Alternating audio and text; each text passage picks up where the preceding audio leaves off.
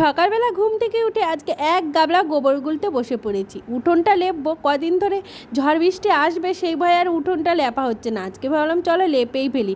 ছোটোবেলায় যখন মা বৃহস্পতিবার এলে মাটির ঘর লেপতো, উঠোন লেপতো, তখন না একটা আলাদা রকম ফিল লাগতো।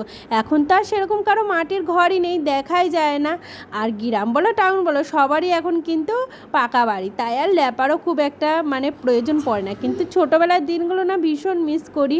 যাই হোক, আজকে আনিশার আবার হঠাৎ বায়না ও আইসক্রিম খাবে, আর ওর বাবাও সেরকম চিনি আর বিস্কুটগুলো ওকে আইসক্রিম তৈরি করে দিয়েছিল। বাট আইসক্রিমটা যে এত বিচ্ছিরি খেতে হবে সে ও ভাবতে পারেনি, মুখে দিয়েই বমি এসেছিলো। আজকে ভাবছি সব কেচে ফেলবো।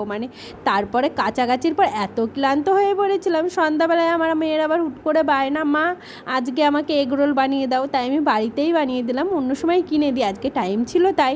যাই হোক, এগরোলটা কিন্তু আজকে দারুণ খেতে হয়েছিল। আজকে মতো টাটা, দেখা হচ্ছে নেক্সট ভিডিওতে।